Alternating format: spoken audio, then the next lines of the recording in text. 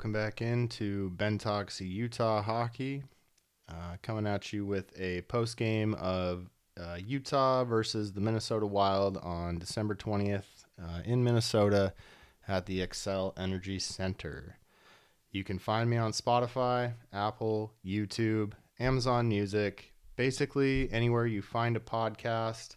Please send me a comment, like, follow, subscribe to the show. It helps me out a lot. Also, feel free to get involved by sending me your questions through email or Twitter. My email is bentalksutahhockey@gmail.com. Pretty simple. And Utah Twitter handle is bentalksutahhc. So I'm going to be doing this post-game review a little bit different this time around. In lieu of a 45-minute podcast like the last post-game, I kind of want to simplify the post-game shows to just a few big moments that I noticed throughout the game. So hopefully this one will be a little bit shorter and a little bit more digestible without getting too wrapped up in every single play that happened. I did take a ton of notes again, but I feel like this is going to flow just a little bit smoother. So hang on for the ride here. We're going to get into it. Like I said, Utah is taking on the Wild in Minnesota tonight on the road. And in the first period, we see that Vejmelka gets the net versus Marc-Andre Fleury. I thought that Philip Gustafsson was going to get the start for Minnesota, but they do turn to their backup in Marc-Andre Fleury. So I thought that was a pretty interesting decision from the Wild there. But needless to say, that's what we got tonight. So first initial thoughts in the first period. Ian Cole, he takes an early penalty about a minute and 30 seconds into the game. It's killed off by Utah. A couple of great saves by Vejmelka and a good power play kill from Utah's unit. Shots, they turn to 7-2 in favor of Minnesota about halfway through the first period, with Utah not really testing Marc-Andre Fleury, and Vejmelka has made some great saves to the middle of the period. That being said, Zuccarello for Minnesota scores from Rossi and Kaprizov on a nice 3-on-1 rush chance off of a Utah breakdown. There wasn't much Karel Vejmelka could do on that. 3-on-1s are tough, especially when you got guys like Kaprizov passing the puck around there. So Kaprizov gets on the board with the assist. Zuccarello scores that goal, and we're 1-0 Minnesota towards the end of the first period. But Utah quickly answers about a minute after that goal. Utah answers off of a Gunther goal. He gets a redirection off of his skate, assisted by Cooley and McBain. Cooley drives to the net. He comes across the blue line, dishes over to McBain. McBain takes a shot, and Gunther is driving the net, and he gets a nice little kind of redirect off of his skate blade there. So Gunther gets his 15th of the season, and we're all tied up at 1 heading into the end of the first period. Near the end of the first period, though, Michelli does get a tripping penalty after he chips one into the offensive zone, and he just kind of gets tied up in the corner with a guy, and I didn't think it was a great penalty called. It looked like the Minnesota player kind of lost his edge, and Michelli takes a penalty there. Not really his fault, but needless to say, it gets killed off. Utah kills that penalty off heading into the second period. So thoughts on the first period, just a couple of quick notes here. I thought Minnesota controlled that first half of the period, and then Utah kind of came to life there towards the second half, getting a quick answer from that Gunther goal after Zuccarello put one in for Minnesota. So Utah possessed the puck a lot more in the offensive zone in the second half, and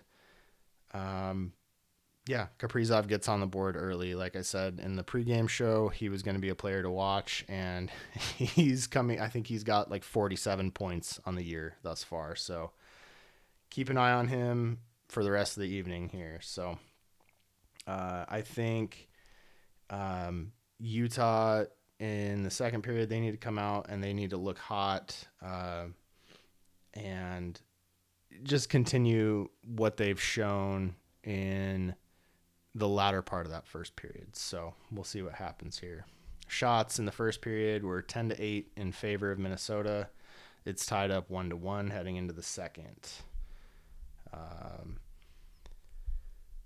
Second period, Minnesota, they get a couple nice chances in the first few minutes of the period after the Michelli penalty is killed off. Brodin trips Bugstad midway through the period and sends Utah to the power play, but Minnesota kills that off. Didn't get much going on that power play. Zuccarello gets a nice hard shot with a high bouncing rebound, and Kaprizov is there right at the net, and he almost puts it home, but Vejmelka gets a skate on it to help make a big save on his recovery from that first initial shot. Vejmelka had some stellar saves tonight.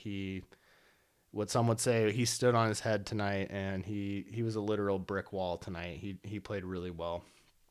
So shortly thereafter that, McBain scores off of a rebound off the offensive zone faceoff, but the goal was challenged for goaltender interference, and they find that Stenlund pushed Fleury's pad with his stick in the crease. You're not allowed to do that. They pretty quickly overturned that goal, and so takes one off the board for Utah. Would have been 2-1 for Utah, but they take that one off the board. It was a pretty easy call for them to make, so it's an unfortunate turn of events there for Utah. Shots are 14-10 midway through the period in favor of Minnesota. So Minnesota's still pressuring. They've got a higher shot count to this point.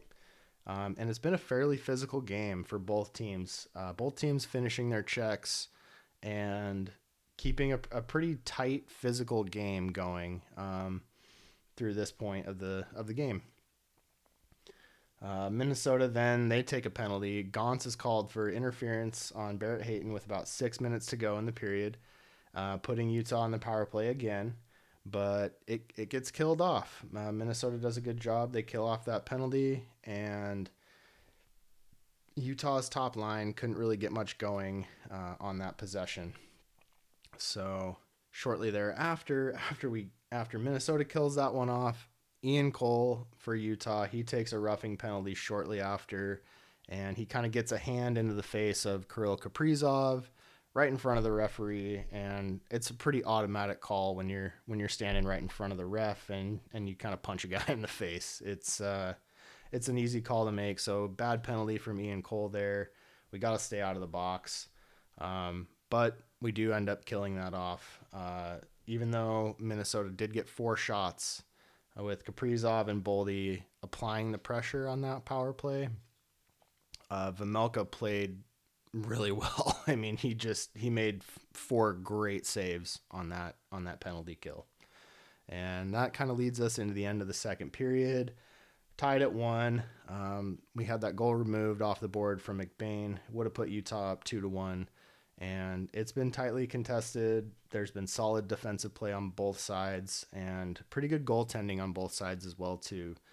Utah wasn't putting up as many shots, shots being 19-12 in favor of Minnesota at the end of the second period, but both goalies looked pretty good this game. So that leads us into the third period. So at the start of the third period, we find that one official has gone down with an injury. One of the head officials, one of the guys that wears the orange bands on his arm for you newer fans. So typically, there's in higher levels of hockey, there's a 4-man officiating system, 2 head referees and 2 linesmen. The head referees are ones that call the penalties, and they they stop play on anything on a frozen puck, anything like that. Linesmen just operate mainly between the blue lines, calling offsides and icings and high sticks. So we see one official go down, and that kind of puts more pressure on the remaining official to see more of the ice than he's used to having to see, and we kind of see that play into this third period here a little bit. It's kind of unfortunate. You'd like to see the game refed with four officials, but things happen, injuries happen. It's a rough game. So starting off, it's a physical start to the third, just like the previous two periods. Both teams finishing their checks. Valimaki for Utah, he takes a 2-minute hooking penalty. There was a misplay from Utah, leading to a rush from the Wild, and he hooks one of the Minnesota players driving towards the net, and he gets called. It gets killed off, but Kaprizov almost gets another point. He had a nice shot with a redirect from Rossi, and Vejmelka's there with the glove to stop that one, and it was a good chance, but Utah does kill it off. The third line for Utah, Michelli, Bjugstad, and Kraus, are playing well this game. They've been pressuring a ton on the offensive side, even though they haven't put up a point this game, and they've been playing well defensively as well. I really noticed that line tonight. I think it was a even though they didn't get on the board with a point, I think it was a good confidence boosting night for them. We haven't really talked much about that line. They've been kind of an afterthought up to this point, and yeah, I just thought they played well tonight. So it was good to see that line have some success tonight. Bjugstad had a ton of shots. I think he had like 6 or 7 shots tonight, so on net. So just a good night for Bjugstad and that third line. And then later on, Keller, he gets taken down awkwardly into the boards, feet first into the offensive zone. Minnesota's Jared Spurgeon takes the tripping penalty for Minnesota, and that puts Utah back onto the power play. It did not look good. Keller, I think it was a couple years ago, Keller broke his leg on a similar play going into the boards feet first, and it was really good to see him hop right back up after that, and with no apparent injury. So good to see that. Thankfully, Keller skates away with that one, and shortly thereafter, right then and there on the next ensuing face-off, Gunther gets another goal. He gets assisted from Schmaltz and Sergachev. Cooley was driving to the net on Gunther's shot, and I think Gunther was intending to kind of fire a pass shot, like a half and half. He was trying to shoot for Cooley's stick, but he ends up getting a bounce off of a Minnesota player, and it goes in.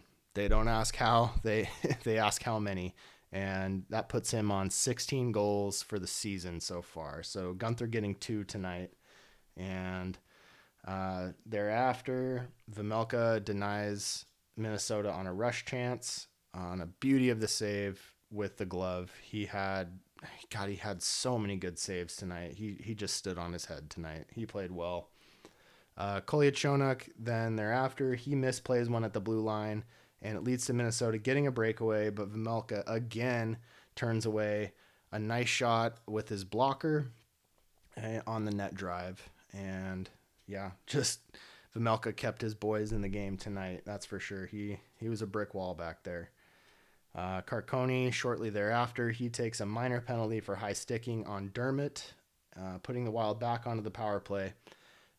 But Stenlund was actually the one with the high stick, but there only being one official that's allowed to call penalties. Carconi kind of claims that penalty, I guess. They kind of cut away on the broadcast, but Carconi ends up sitting in the box, and when they show the replay, Stenlund actually had the high stick, but it was kind of a mess of players there, and I think they kind of pulled the old switcheroo on the officiating crew there, and so Carconi serves the penalty, even though it was Stenlund's high stick. But it's killed off. The Wild pressure, but it is killed off by Utah. And we're getting into the waning minutes here of the third period, and Marc-Andre Fleury, he gets pulled with 1:30 left in the period for the extra attacker, but Utah fends them off to win the game in regulation 2-1. Big win for Utah on the road. that puts them at 7 in a row on the road and gets them to 7-1-2 in the last 10 games. So they're riding pretty high. They're on a hot streak right now. Watch out for Utah. They've won 4 of their last games in a row, and they're looking hot right now. It's just really good to see that. Vejmelka, he played stellar tonight, stopping 28 of 29 shots for a 965 save percentage. The penalty kill was stellar. 5 for 5 tonight on the penalty kills. Not letting Minnesota get anything going, even though they had a ton of pressure. A lot of that is on Vejmelka, I gotta say. Utah's been playing good defense in front of him, but you still need that goaltender to make those timely saves, and Vejmelka did that again tonight. It's becoming less and less of a surprise, honestly. He just played really well. I can't say enough good things about him tonight. Gunther, he stays hot. He gets 2 goals for his 15th and 16th. And that second line is looking pretty dominant here in this stretch of the season. They're playing really well. They've got a ton of chemistry.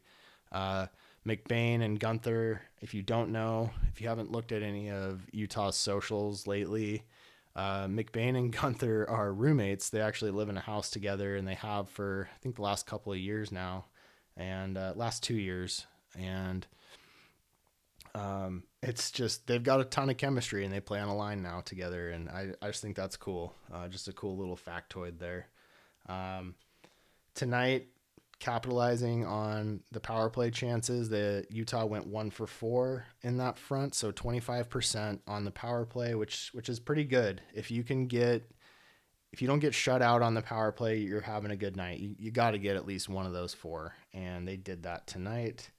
And also, I think Utah's third line, they had a really great game defensively and offensively. Like I said, even though they didn't get on the board with a point, I just noticed that line tonight. They played really well. So it was good to see that from the third line.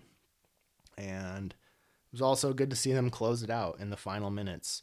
You know, when Minnesota's got their best players on the ice, 6-on-5, they pull the goaltender, and Utah's playing at a man disadvantage. Didn't let that phase them tonight. They get it done in regulation, and they just played a complete game. Yes, they had some blunders, they had some mistakes, but they rely on Vejmelka to back them up when they have those mistakes, and it worked for them tonight. But I did think they played 90% of a complete game tonight, which is a huge improvement from where they have been. Obviously, they've been on a hot streak, and it's just been a huge improvement as of late, and you can see that right in front of your eyes on a night-to-night basis now. They're closing out games, and they're doing what it takes to get the win night in and night out in this stretch, and it's exciting hockey. You couldn't say that about a lot of Arizona's games last year when they were the Coyotes. A lot of those blunders and missteps were more and more and more prevalent last year, I would say. And I watched a ton of their games. I probably watched 85% of their games last year.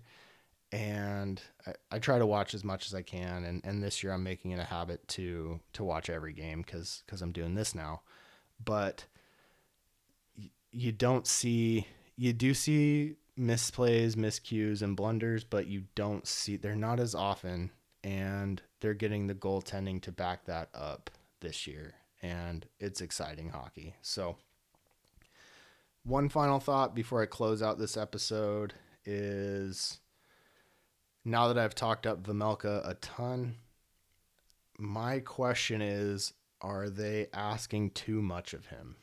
I think that remains to be seen, but he started 14 of the last 16 games, with Stauber seeing action in only 2 of the last 16. And so he's been sitting on the bench. I have predicted this, and I do think it's going to be true, that Stauber is going to get some action in the upcoming back-to-back. I don't know if he's going to play against the Ducks or not in the first one, or the Stars.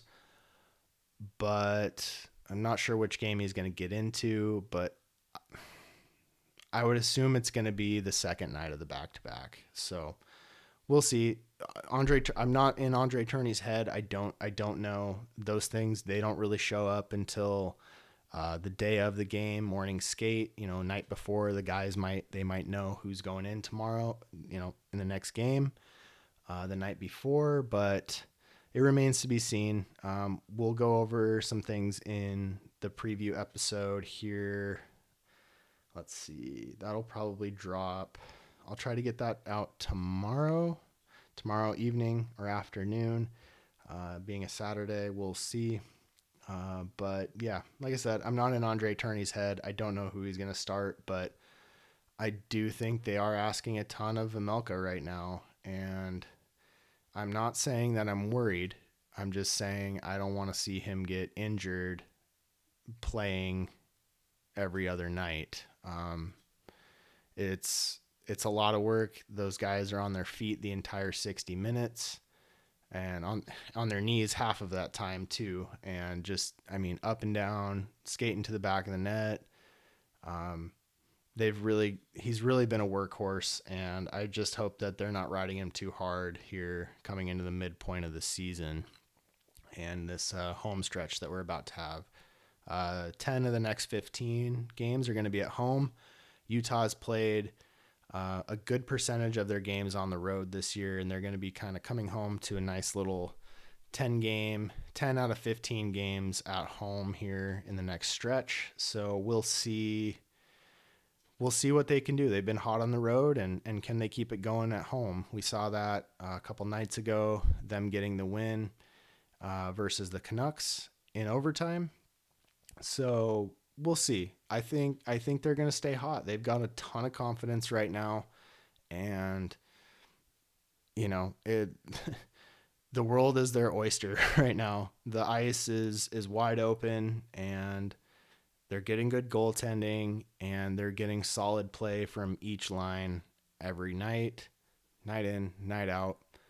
And yeah, we'll just see what they can do from here. It's exciting to see it, and you love watching a young team gather the confidence and grow together, and really put all the parts together to build a winning team. And I think Utah's been doing that, especially as of late. It's just fun to see because the last couple of years have not been great. So we'll see what they can do in this upcoming home stretch and the back-to-back here over the weekend. I think Sunday, Monday is the back-to-back here. So we'll get into that in the pregame tomorrow night. But I do appreciate you listening. Like I said earlier in the podcast, hit me up on my socials. Find me on Twitter or X, whatever you want to call it, at BenTalksUtahHC. Email me a question if you want to hear me talk some more. Email me a question at bentalksutahhockey@gmail.com. Comment on the YouTube videos if you're watching on YouTube. Amazon, Spotify. I get comments on Spotify. You can comment on Apple. You can rate the show. Anything you do to interact with the show really helps me out and lets me know you're listening. So I would appreciate that. But with that, I'm going to sign off for the evening. This is Ben Talks Utah Hockey, and we'll see you on the next one. Thanks for joining us.